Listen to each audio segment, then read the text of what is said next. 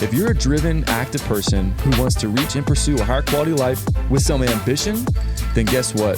This podcast is for you. This is the Driven Athlete Podcast. What's up, y'all? It's your man, Dr. Kyle. Welcome back to the Driven Athlete Podcast. We got a really cool guest with us, Alice Merryweather, Olympic skier. She's a legend. Currently up in Salt Lake City, Utah, right? Cool. Yeah. Well, thanks for coming on. I appreciate you taking the time out of your busy schedule to jump on board and bring some encouragement and enlightenment to people. Thank you so much for having me. So you're in Salt Lake City, Utah, right? Is that where you train mostly? Yes. So I actually just retired 2 months ago officially. Oh, okay. But I'm still based out here because this is where I've spent the last 8 years of my life. In the summers and the off season because our USC team headquarters are up in Park City, Utah. Cool. That makes total sense. And it's gorgeous up there. Oh yeah. I have a buddy that he's mid-30s and he's already a snowbird. He goes up to Utah and then comes back to South Florida in the seasons. And I'm like, it's wise and smart. He's hiking and all up in there. It's awesome. So let's talk about the last 8 years. What led you in your journey skiing? Has that always been your thing? Is that your go-to activity when we were growing up and stuff? So I grew up south of Boston, not a lot of mountains around there. Yeah. But both my parents were passionate recreational skiers. Neither of them were racers themselves. And so when I was little, they would bring my older brother and me up to New Hampshire, take us skiing on weekends. And both my brother and I just fell in love with it right away. Cool. So they ended up signing us up for the race team at one of the mountains, Attitash. And we stayed with it for 7 years throughout the whole kids program at Attitash. And I kind of just kept getting better and better throughout my time doing that. So when I was in 8th grade, it was my last year of racing with the Attitash Club. And my parents and I kind of sat down and had a serious conversation of do you want to dedicate yourself to this? Because there are high schools that are specifically designed for ski racers and winter sports. And if you're serious about this, then, we'll talk about having you go to one of those. And I said, yeah, I think I want to keep doing this. And I want to apply myself to this as much as I can. And from there on, I ended up going to one of those ski academies, Stratton Mountain School, and dedicated myself even more. That's a very unique kind of high school experience for sure. I totally. Yeah. And I feel that's a young age. So 8th grade was a turning point. I feel that's a young age to what intense direction are we going? Full send. Okay. Absolutely. How did you, you were 13 or 14 years old at that point. How did you feel about that? Were you like, yep, this is it. This is exactly what I want to do? Or you're like, well, were you on the fence? I wasn't on the fence that I wanted to try as hard as I could at skiing, but I also was never someone who I've always been afraid of setting goals, or at least I was for a very long time. And so in my mind, I loved skiing and still do today, but I thought, okay, I love this thing and I have this opportunity where I'm actually pretty good at this sport. And the more I apply myself to it, the better I keep getting. And so if I have this chance to apply myself to it at a really high level at such a young age, then I'm absolutely going to take that and see how far I can go. Yeah.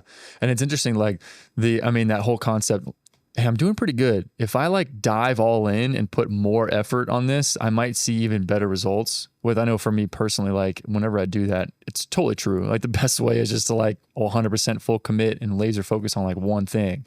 Where I definitely see a lot of people, including myself, dabbling in too many things and having one foot in, one foot out on the fence. And then it's well, I'm not getting the results. I'm waiting for whatever seems to catch the most, but not actually committing to one thing, Anyway, that makes total sense. So was there anything else then that you were maybe dabbling in of I could go skiing or anything else direction-wise, commitment? I was playing a lot of sports all through middle school, and soccer was kind of my other main sport that I loved. And so I played on our town team and the local club team, but skiing was definitely where I was performing the best and what I loved the most. So it made total sense for me to pursue that even more. Totally. And good decision, obviously. That's really cool. So with at what eighth grade was a turning point? What age do you feel like you and your parents were like, you're pretty good. Like you're just consistently doing well and out competing everybody else. When did you notice that? It kind of ebbed and flowed, honestly, through even when I was like 9, 10, 11, 12. I had good years, I had bad years. Yeah. But on those good years, there were times where I wasn't losing many races. Yeah. And we all would kind of look at each other like, wow, this is, you're actually pretty fast. Yeah. Yeah. Um, and I think it was in high school when it really started taking off. During my junior year of high school, I qualified for World Junior Championships over in Slovakia. Wow. And so that was a big moment for my family and I, where we realized like, oh, okay, like this is going to the international level now. Yeah. It's really getting serious. So, and that was junior high school World Junior Championships in Slovakia. So y'all traveled. Yeah, we went all the way over there. My parents came, which was really special. And I actually ended up third in the U18 category in one event in the Alpine combined. So got to be on the podium in one of the events. And then 3 years later at my last World Junior Championships, so I went to 2014, 15, 16, 17. And in 2017, then I won the downhill at World Junior Championships. Wow. In Sweden that year. And that was kind of like the main crux of my career that kind of drove me towards being more of a speed skier. So downhill and Super G events. I think winning that downhill event showed the US ski team at that point, like, oh, okay, she's going to be a downhiller. She's a speed skier. Yeah. So that was like where you niched into like, this is my thing, my event. Interesting. Yeah. So doing really well, I'm going to ask more about that in a sec, the like niching down, but doing really well when you were young and through middle school and then high school committed more to like the direction. Do you attribute anything with like your parents or coaches or training or mentors? It's like, what do you attribute that early success as a kid? Because it's hard for kids, be like, hey, look, if you really apply, you gotta really train like this and like really focus. Like you're taking it seriously. Because like sometimes I've heard a lot of stories, right?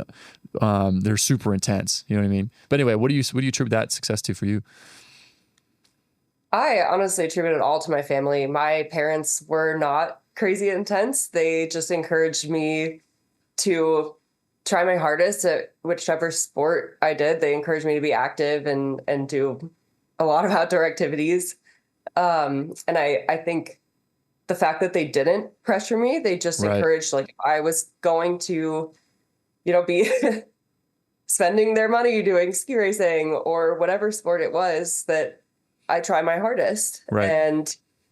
And when they saw success and I saw success, I think it just made it feel like a team effort, and knowing that they supported me without, guiding every step that I took, they gave me the space to figure it out on my own. And then also my older brother absolutely shaped who I am. I mean, I just wanted to be as good as him at everything we did together. So a little in skiing, sibling competitiveness. I wanted to chase him down the mountain, and in school, he was always getting amazing grades. So I wanted to also be really smart. And I think that just drove me to always challenge myself, because I wanted to be able to compete with him. Yeah. Yeah. I mean, a little sibling competitiveness, nothing wrong with that, as long as it's healthy. How much older is he than you? How many years? 2.5 years. Okay. That's like exactly me and my brother's age. He's 2.5 years older than me. And I'm asking these questions too, because I'm like, man, how can I got a daughter that's 4. I don't think skiing is going to be on our plate, living in South Florida. I've literally Unlikely in Florida. Yeah. I've literally never skied my whole life. And I had never seen snow until I went to college. So I was in a bubble. Wow. And that was a huge culture shock. I was like, this is kind of cool. And then like 3 weeks later, I was like, all right, this is like not ending. Like, sucks. I had to dig out of it. Oh my gosh. I got to put salt in the driveway. Like, I literally can't drive. This is terrible. It was like bone chilling every day for 8 months. It sucked. But anyway, you get used to it. Let me tell you. I imagine for sure. And then it feels weird when you're not, in that, but, anyway, so, all right. So yeah, a little sibling competitiveness. And I asked vicariously, as in like my daughter who's 4, my son just turned 2, of like, I don't want to be pushing them and then them ultimately just rebelling and then just retracting, resisting and then not wanting to do it, but just like supporting and just like, hey, Yeah. just try your best. That's all you can do, but still pushing a little bit. But it's interesting. Yeah. That's good to hear because we try to read some things and figure out no parent knows what they're doing. Right. But you can ask people you questions, figure it out. That's awesome. So soccer was also a part of that thing. Do you think soccer helps you at all with skiing? Absolutely. I think soccer is so good for hand-eye coordination, body awareness, fitness. Also, being able to Yeah. play soccer in the off seasons just kept me in shape so that all fall I was playing soccer. I was running a lot, still being powerful and explosive. And then when Yeah. ski season rolled around, I had that cross training in my back pocket ready to go. Yeah. I totally agree. I think the early sport specialization depends like on the age and their talent level, you know what I mean? But I'm like getting exposed to a lot of stuff. There's a ton of carryover. In the high school I went to at Stratton Mountain School, we still were required to play a fall sport and a spring sport. Oh, nice. So that we could also get those cross training benefits. So I played soccer in the fall for the school, and then I did lacrosse 2 years and tennis 2 years. Okay. It was great that they encouraged us to do other sports to kind of maintain that balance. Yeah. So lower body power, general fitness, of course. What other carryover do you feel like is a good link between soccer? Lacrosse is a very similar sport, just a stick sport versus foot. But for like the dynamics, it's very similar compared to skiing. Like what specific traits of the sport do you feel like was a good carryover? I think the hand-eye coordination, or even just kind of body awareness and coordination of, like in soccer, you're trying to cut and run around other people, and you need to know where you are in relation to everyone else on the field at all times. Right. I think that is really important for any other sport. And in skiing, we aren't using our hands so much, but you need to be aware of how fast you're moving, how quickly you're coming up on the next turn, where you need to be starting a turn, and the idea of body awareness, what your body is doing at all times, and where the kind of key objects are or people are. Like gates kind of carry over to people. Yeah. Where I need to know where I'm setting up for this turn, and I need to know where my teammates are in this corner kick, things like that. I think there is a lot of crossover, more than you'd even notice. Yeah, that makes total sense. And so let's talk about that a little bit more. Your main thing was downhill. What were your main couple events before you really niched down for downhill? Like, what were your main ones?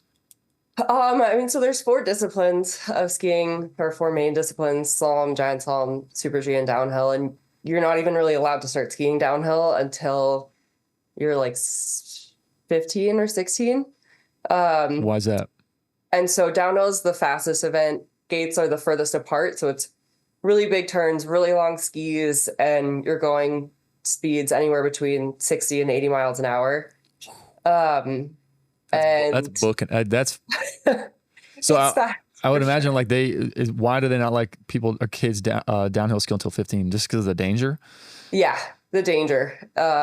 Like you can start learning kind of the technical skills. So there's jumps in downhill and super G, which is kind of the next fastest. So slalom is the slowest. It's the most turns, small turns, like quick movements. Agility. Downhill is the opposite end of that spectrum, and then super G is kind of the next closest to downhill.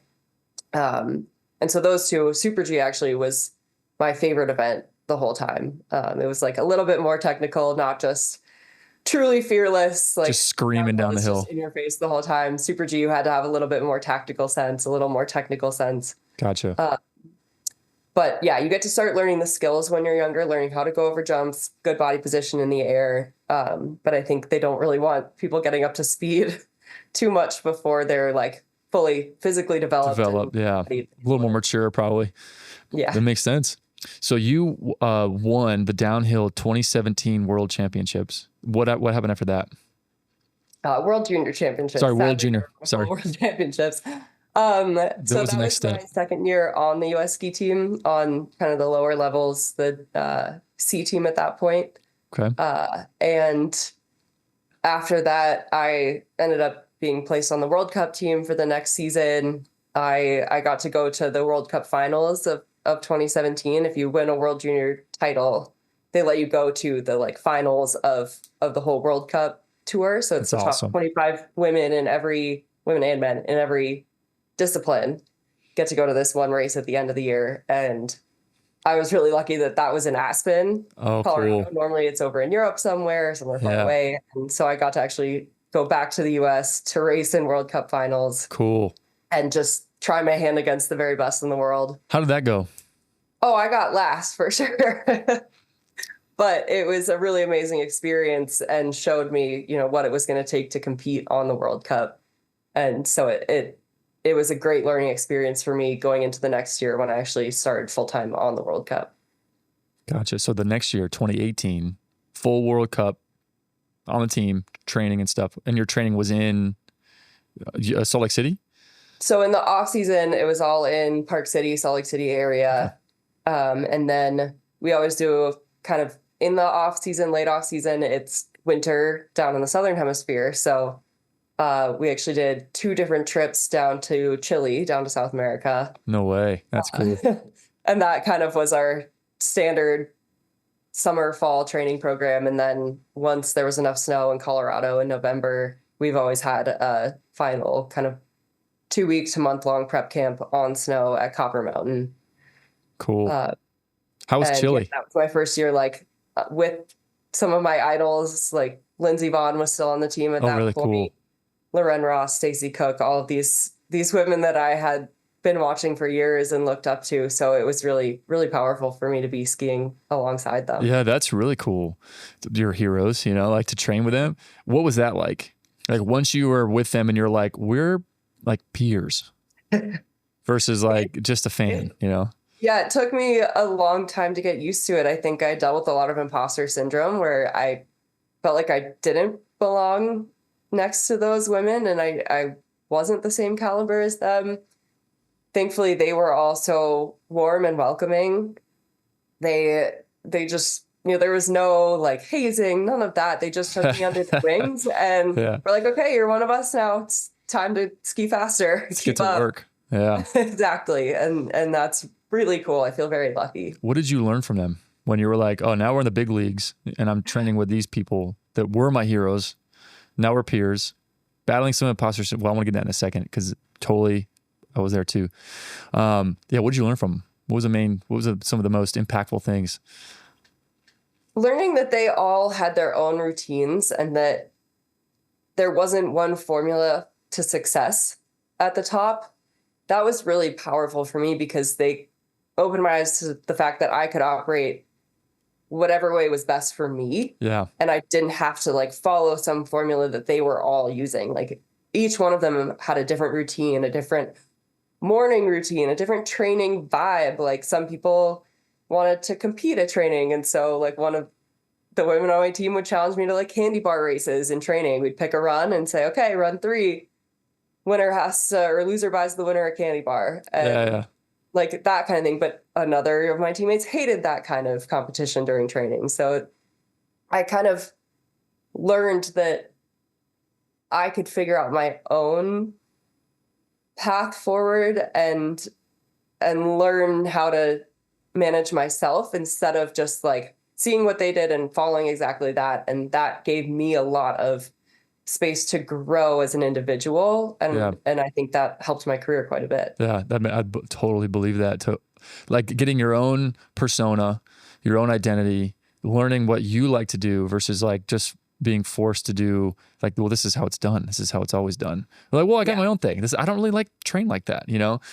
I love that. I didn't really know that until like too late in my humble, small college career, sports. Well, that's awesome. What kind of a trainer were you? In practice, did you have to compete or were you like, no, I want to be chill and just do my thing? I was a little bit of both, actually. I liked, first 2 or 3 runs to kind of ease into it, depending on, sometimes we would have time trial races, things like that, and I would need to take that more seriously. But I always like to stay relaxed, interact with my teammates, have fun, chat. And then if, it was a candy bar race day, I was always into that. I always wanted to be involved and a candy bar. That's awesome. Yeah. And pick those runs and really challenge myself in those moments, but I like even my race day vibe has always been pretty relaxed and try to keep myself as light and happy and laid back as possible. So I kind of just tried to maintain that so that there wasn't any real difference between race day, training day, just okay, I'm going to ski my best if I'm happy, if I'm relaxed, if I'm like out here having fun. And so trying to kind of maintain that the whole time and also avoiding teammates if they weren't that kind of trainer, like not get in their way and respect everyone's space. Yeah. I think Yeah. that was key. I heard from a professional one time, they were like, because I was like, how do you enlighten or get an athlete to self-reflect and get some self-realization of like, what's your persona, what's your personality as an athlete, right? And she was like, well, I usually encourage them to think back when you were performing your best and you were dominating, what was your persona then? That's probably your identity, right? What's your identity as an athlete? So it sounds like for you, like you were saying, being relaxed, laid back, chill versus like super intense and like very intense. So how did you learn that? Or like, when did you dive into that type of identity as an athlete of like, hey, I do a lot better when I'm like chill and relaxed?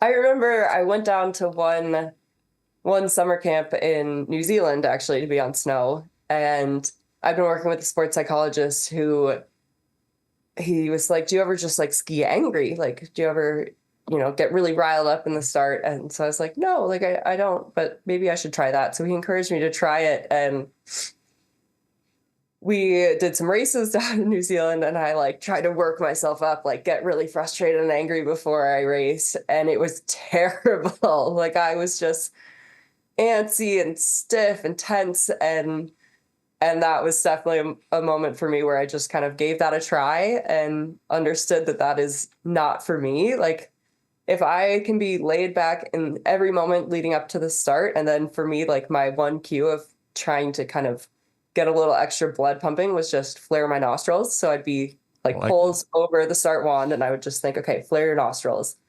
And that was enough, like not anger, but like a little like angst to bring into the kind of the light, happy vibe. A little edginess to bring in. I found that was for me the perfect balance, but I could not do the full like get angry, find something to be mad at, use that with racing. That was never me. There was somebody I was working with recently, and they were talking about like, I was talking with their coach. This kid's like a young tennis, like a high level tennis player. And I was talking with their tennis coach and he was like, yeah, if we can like really piss him off and like get him really frustrated, then he gets in the zone and he like crushes it, versus like poking people, like getting poked or like something went wrong or like this is frustrating. And then it just like really sets him off and then he's like laser focused. How did you learn about the flare your nostrils? What did you think of that? That was also from a different sports psych who was like, have you ever thought about just like flare your nostrils? You get a little extra oxygen, like kind of tenses the body a little bit. And so I just tried that because this one sports psych told me it might be a good idea. That makes I love that. I'm going to use that just with everything, But it's awesome. It's such a simple little cue, and so it doesn't like make you feel angry or anything. It's just kind of like, ooh, okay. It just like helps get you in the zone now. Yeah, exactly. Yeah, it's like it's a simple. It just makes you feel like I'm focused and like I need to like be lean into this and get super focused and laser focused. I like that. Yeah, that's really cool. So, what was your experience with sports psychology? How many sports psychologists did you work with? I've worked with a fair number of them over the years. One I've worked with consistently kind of from third year on the team on like 2018 until now. And just jive with them the most? Have added in people in spaces where I need it. Did you just jive with that person the most then? Is that the reason why? Sorry? That one sports psych you worked with multiple years, you just seem to like click the most? Yeah, absolutely. Like every time that we've met, it's sometimes even I just like use him for therapy and he's able to provide like exactly what I need also to give me those cues, like flaring my nostrils or helping with training cues, like even on technical things that I need to work on. He's kind of been able to provide a lot of helpful advice that, maybe my coaches didn't see or that I wasn't able to see myself. Cool. That's really cool. So he was the guy that did the nostril thing. Yep.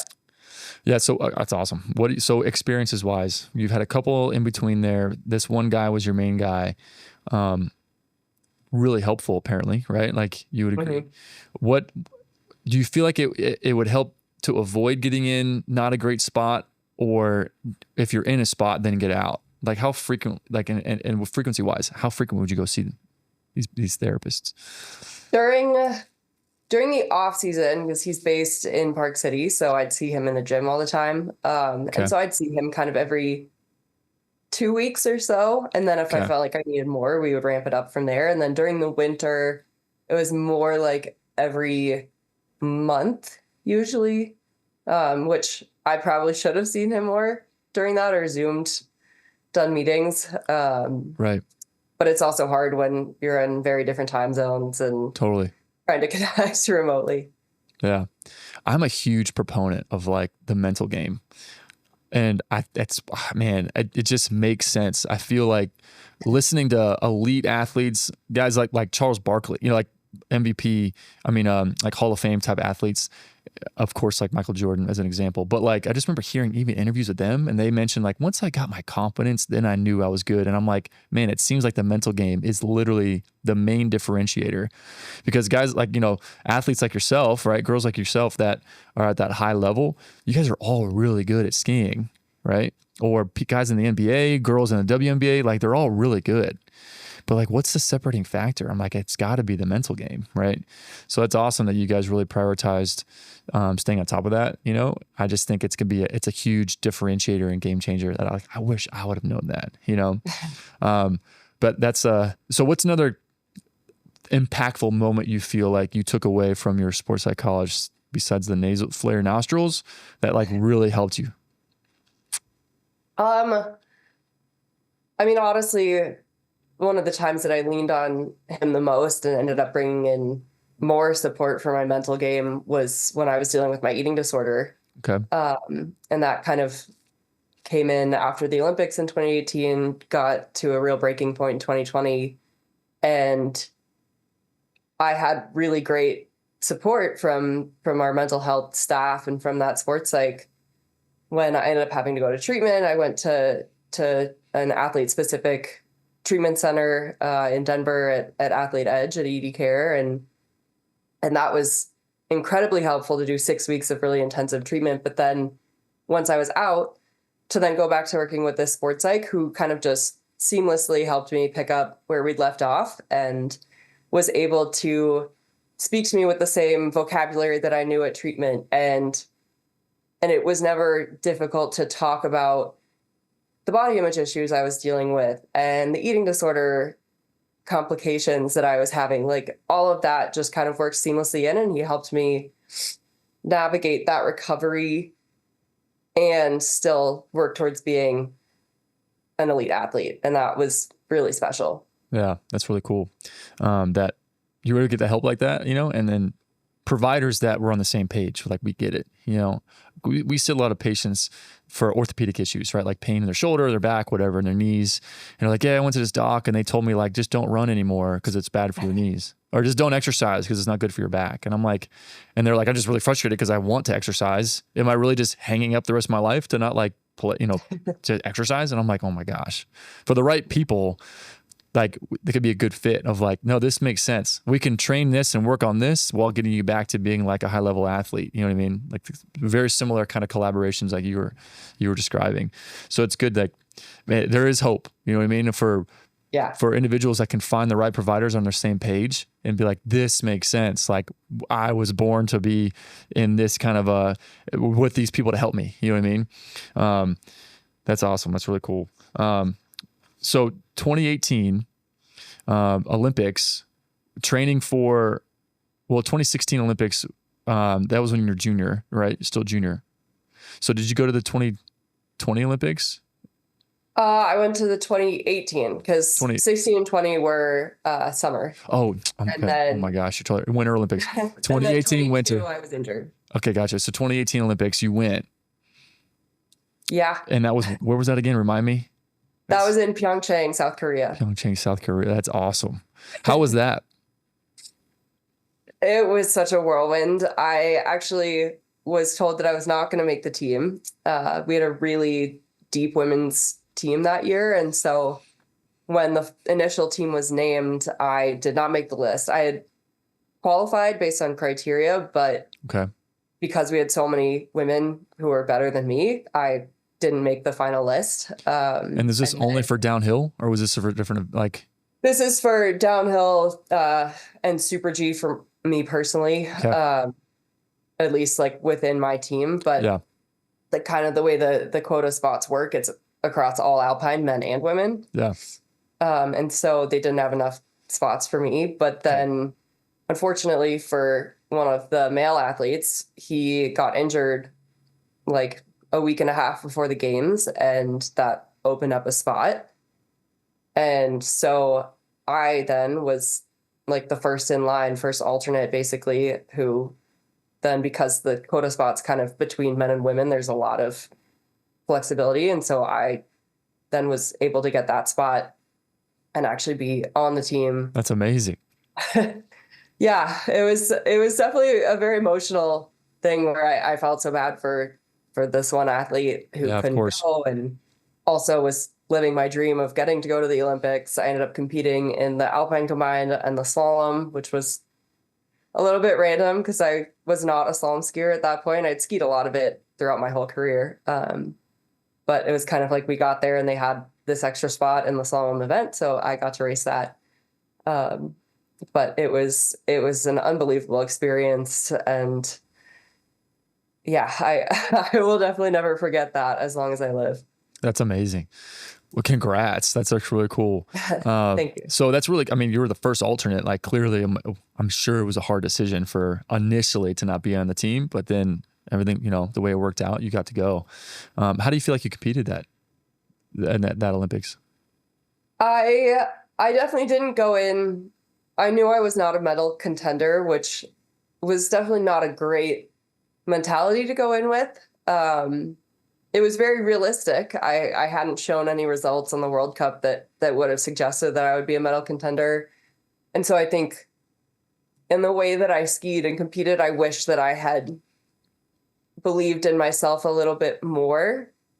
But I think I did a really good job of appreciating every moment that I was there and trying to absorb the Olympics experience as much as I could.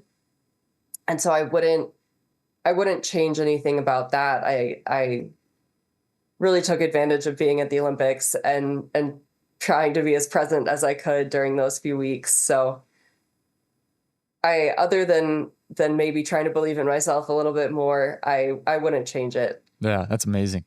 And from what I've heard from Olympic athletes, it's like everybody stays in one kind of like bubble or like area, like region. Is that right? And then like for that 2-week period or 3-week period, and people compete, they go to different events and they come back and they all hang out.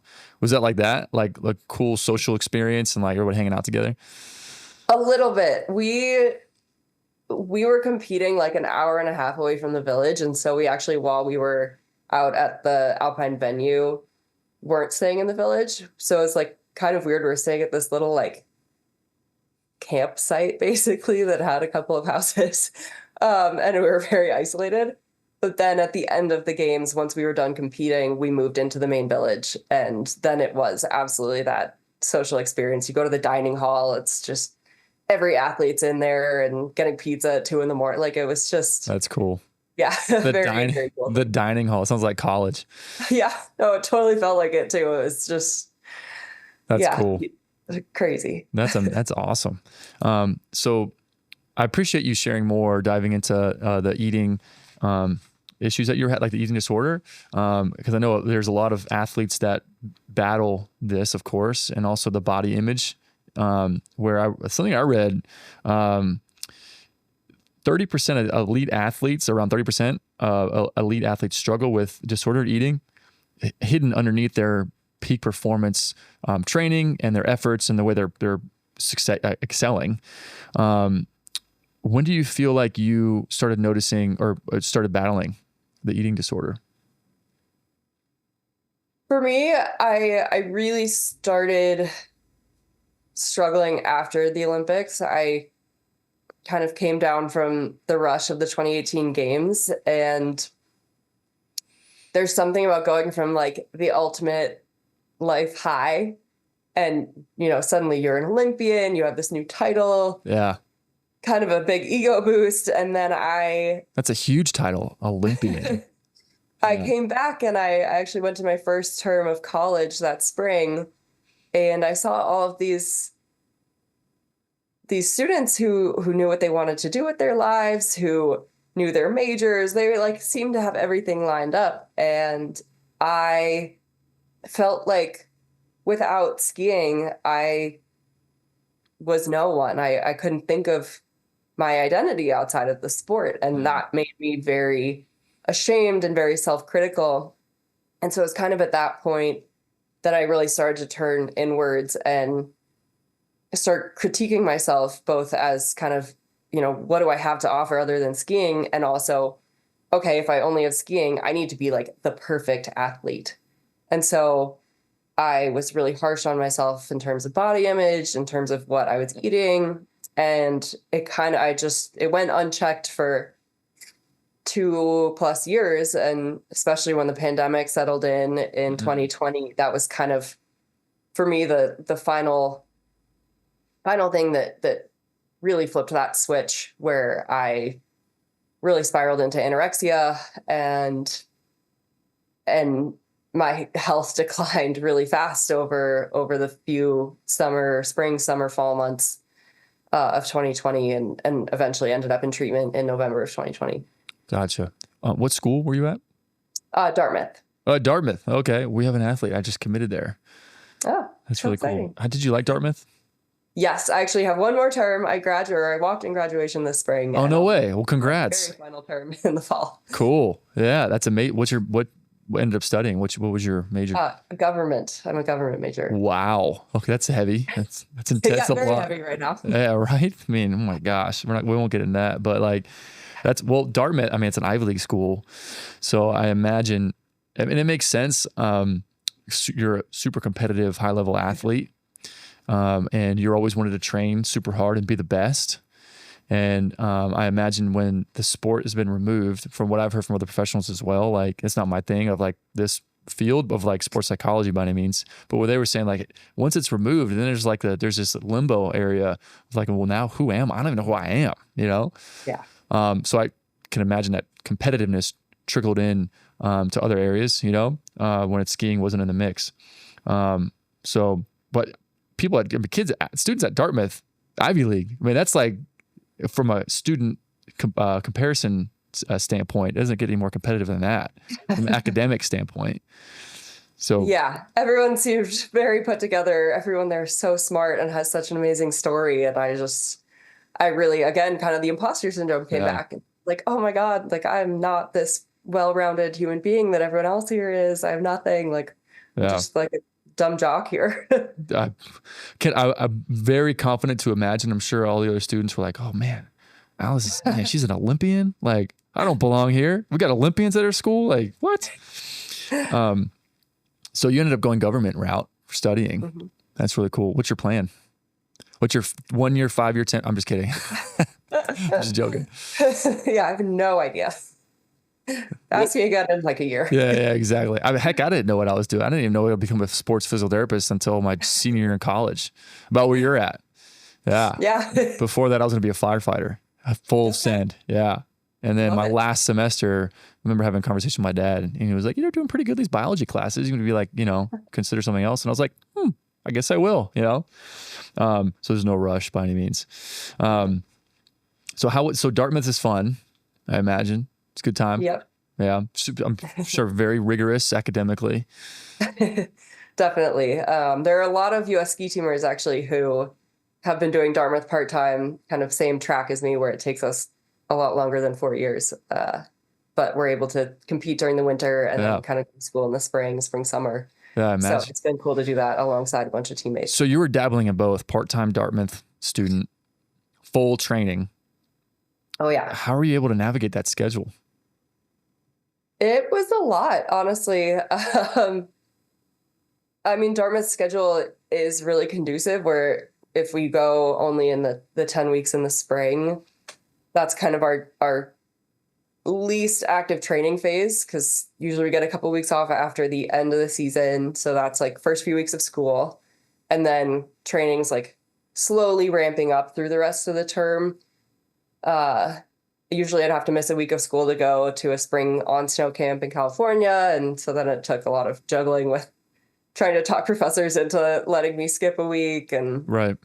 and also then letting my coaches understand that I like wasn't going to be able to do every single activity with the team because I had to go to homework. Yeah. Yeah. Right. And it took a lot of juggling, but also having gone to a ski academy where I was, trying to do school and skiing the whole time in high school, I think that set me up really well for them being able to understand the time management that I needed. Right. Totally.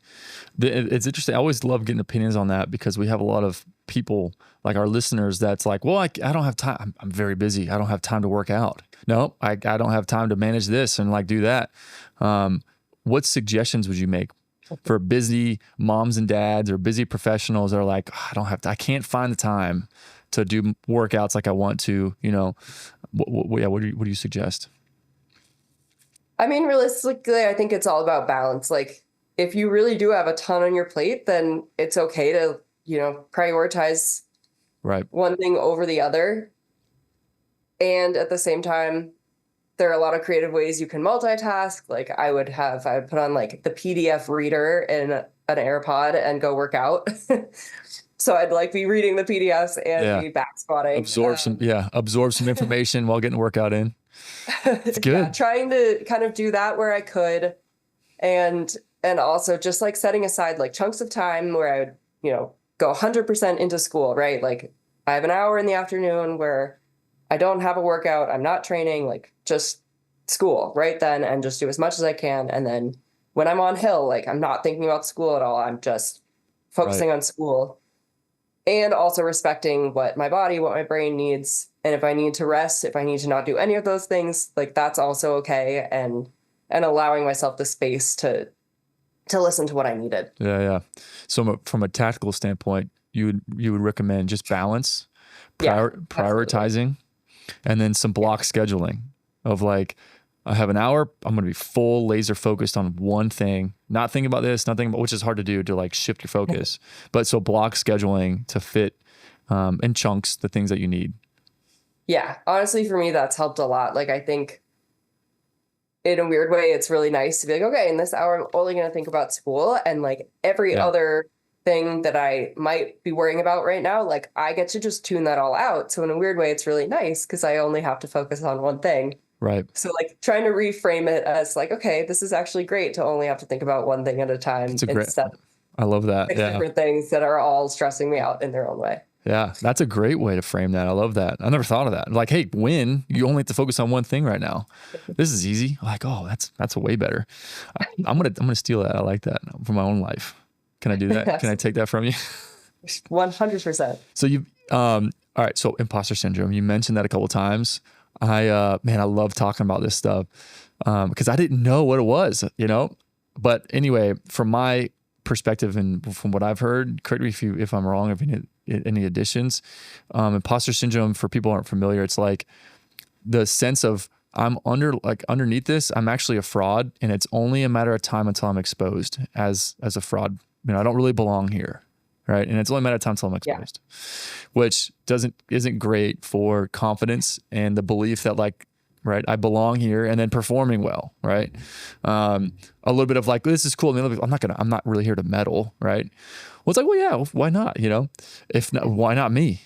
But anyway, something I definitely battled with. I don't even know what it was, like what I was battling, until later. And I was like reflecting and looking back, but several things. I remember when I was in college, like playing football, I was named a starter for tight end as a sophomore, and I looked at the depth chart. It was just posted, and I was like, "No, that can't be. No, this has to be a typo. Like, this can't be right." And it, of course, affected my performance. And then even professionally, like going through fellowship training and like other specialty stuff in the room of like really smart individuals, and I'm like, I really don't belong here. Like, this isn't real. I don't think I actually belong in this room, which definitely affects performance and ability, Absolutely. Does that sound pretty accurate? Like, would you make any additions to that? Yeah. I mean, that sounds spot on. I think for me, it was just being at the start area and seeing all of these amazing ski racers and thinking like, oh my God, like when I go down the mountain, like they're all going to see that I don't belong and it's going to be horribly embarrassing and Right. I'm going to get kicked off the ski team. Like, Yeah. yeah, like I just so did not believe that I was a peer to any of the people I was competing against. What do you think helped for you?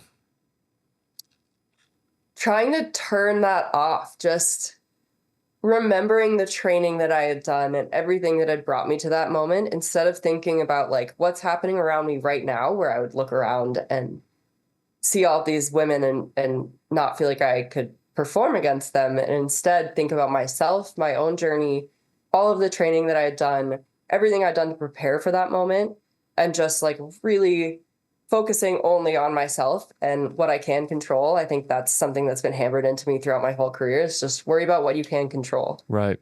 And so that was really key for me. That makes total sense. I've heard that too. Like, first, what can you control? What can you not control? Number one, and then focus on what things you can. That's actually going to make a difference right now. Totally. And then that makes leaning on and really focusing on what did I do leading up to this that makes me. I'm here, right? I am here physically. I wouldn't be here if I didn't. And focusing on remembering all the training and stuff that led to that ability to be there. So it adds credibility of like, oh, I am self credibility. Okay, that makes sense. So leaning back on the things you've done in the past that got you in the first place adds credibility in your own head, and not worrying about currently what's going on and then who's maybe around you that might erode those confident thoughts. That makes sense. Yeah. So did you constantly work on that? Like before training, before meets and stuff like that? Did you have like a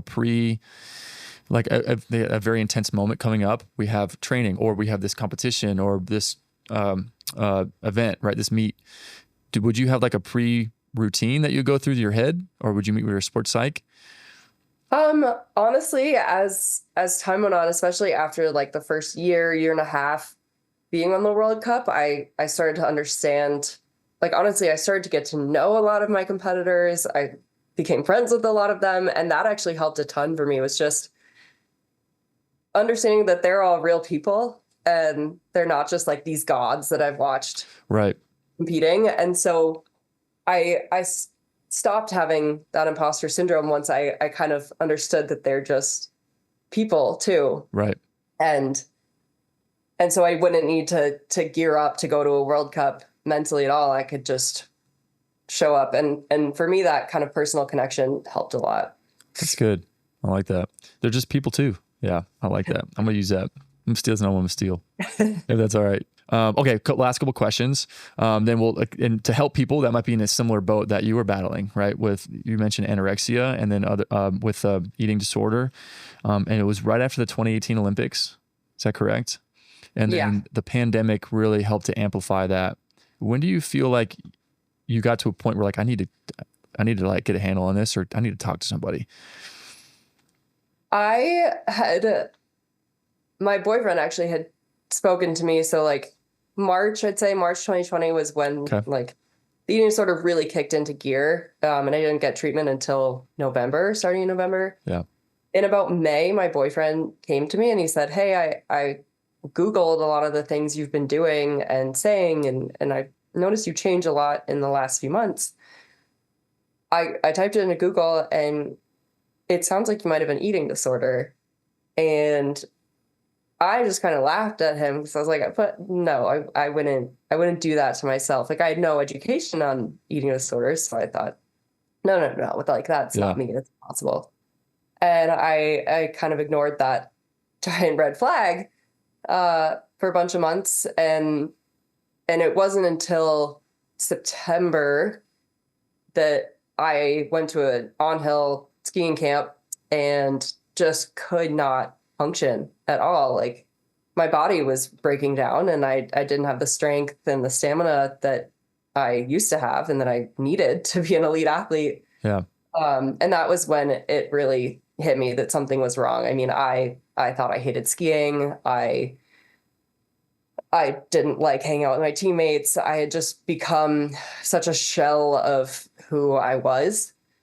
and nothing brought me joy. And I also could not perform physically at all. Gotcha. So that was September 2020. And then between September and November, that's when we really dove into some treatment. Mm-hmm. Between those 2 months, what led you to actually pursue treatment, or not right after September, right, in that event in September? So I got set up with like kind of an outpatient team who were all really helpful from kind of September on. And yet things just kept getting worse. I was still really unhealthy and couldn't convince myself to eat enough, and didn't really understand that what was actually happening, where like the neural pathways in my brain were wired in such a different way from what I was used to. And so even though I had this amazing team around me, it was still COVID, so it was all like very remote, not a lot of hands-on work. I couldn't hold myself accountable enough because the eating disorder just had such a deep hold on me. And so by November, when things hadn't actually gotten any better, even with this amazing remote team, that was when it was time to really seek something more intensive and actually go to Athlete Edge and get the help I needed. Gotcha. Anything looking back that you feel like could have helped with coaches or other sports professionals to help support you during this time, or that you would encourage current athletes if they recognize an issue like this? What do you recommend for a better supportive ecosystem? Education, all around for both coaches and athletes, starting at a young age in sports, and just making sure that mental health is kind of built into every athlete's education and in every coach's education when they become a coach or kind of enter that pipeline. I think if everyone could understand the warning signs, and if athletes could understand that even if they don't, think an eating disorder is a risk for them, that it doesn't actually work the way that I think we all learned in health class, and those things can sneak up, because it certainly blindsided me. I think increasing education, honestly, is the best step we can take. Interesting. So education, coaches' education, educating the young athletes. Hey, this is a thing, just a heads up.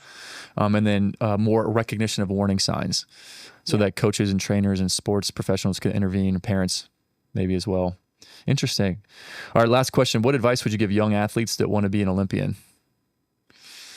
I would say trust yourself. If you lean in to your passion for your sport 100%, that is really all you can ask of yourself, and just trust that you know what you need and that you belong where you're competing.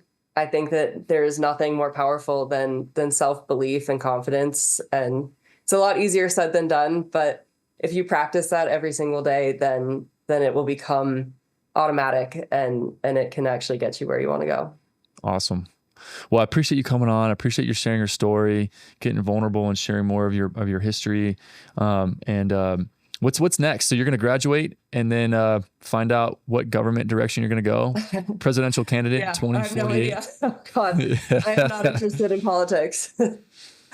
That's awesome. Well, again, thanks for coming on. I appreciate it. Thank you for having me. Yeah, totally. And if we're always open to helping people, if you have any questions, comments, concerns, suggestions, or conflicting opinions, don't hesitate to reach out. We're always open to other ideas for this podcast. And if you have any questions as a patient, right, for people that want to reach out to us, the best way to reach out to us is 561-899-8725. That's our phone number to get in direct line with us. Or you can email us at team@athleterc.com. And if you want anybody to reach out to you, like if any questions, young athletes, what's the best way they can reach out to you? If you want to share any personal information. On my Instagram. Instagram? At @AliWeather_. And that's definitely the best way to reach out to me. Cool. We'll tag you, we'll follow you, and we'll engage on social media and stuff, and let you know when we post this so we get you out there. But thanks again for coming in, and we'll catch y'all next time.